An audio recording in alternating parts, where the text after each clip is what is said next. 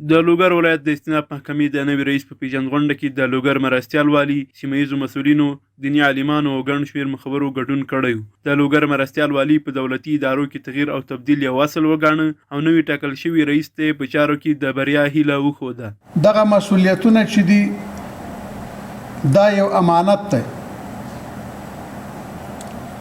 دا یو امانت دی د هر چا په دې کې چې مسؤل شي، مسؤلیت ورته وسپارل شي، هغه د په دې پوه شي چې دی د یو درانده کار سره مخامخ شي، د یو مشکل سره مخامخ شي، نو دې په ارتباط به په هغه اندازه جدي ووسي چې څومره د توانو طاقت. د سترې محکمې د پلټنې مرستیال هم اسلامي امارت پر اطاعت ولاړ او پابند نظام یاد کړ او مسؤلین په خپلو دندو کې رښتیني او وړ اشخاص وبلل.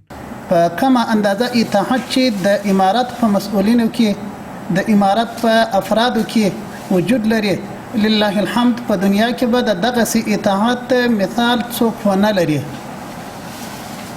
که هر څوک د هر مسؤلیت څخه بل ځای تبدیل شوی دی، په ډیر خوشحالي باندې، په ډیر ښه کامل اخلاص باندې هغه د خپل مشرانو اطاعت کړي. او قاضي صاحب ستا په یو حرف باندې لسو نسل جوړیږي، او محرر صاحب ستا په یو حرف باندې سلو نظر جوړیږي. ته به خدای حاضر او ناظر ګڼي چې الله ما سره موجود دی او الله راته ګوري، او دا منصب قضا دا لوی منصب دی. هیره دې نه وي چې د اسلامي امارت تر راتګ وروسته لوګر کې د استیناف محکمې لسګونو قضیو ته رسېدنه کړې او په دې برخه کې د خلکو شته ستونزې حل کړې دي.